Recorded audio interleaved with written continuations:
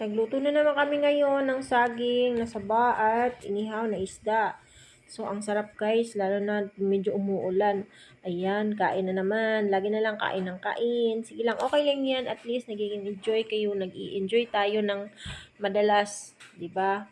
So, yung bumili naman ng isda na ito, siya din na nagluto. Kasi, alam mo naman, pag mag-ihaw-ihaw, mainit yan.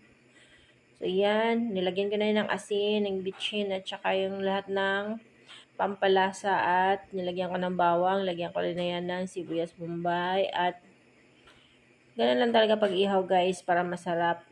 Ang sikreto ng pag-ihaw ng isda guys, lagyan nyo ng konting mantika, lagyan ng konting tuyo para hindi siya masunog.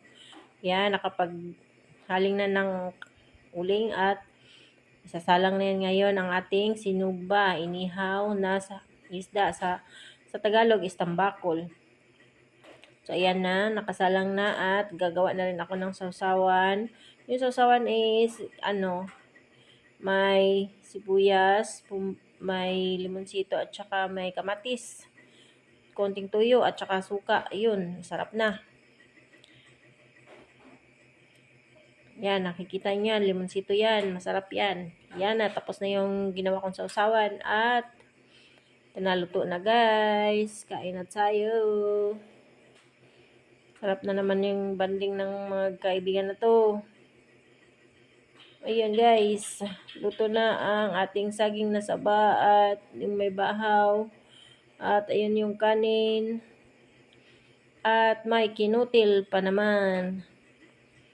So, ayan, busog na naman tayo sa hapon na ito. Oh, sarap ng sinugba. Masarap magkapagkaluto guys pag lagyan niyo ng kunting mantika. Yan ang sikreto ng pag-ihaw. So, kain na. Kain tayo. Thank you for watching. Shout out sa mga subscribers.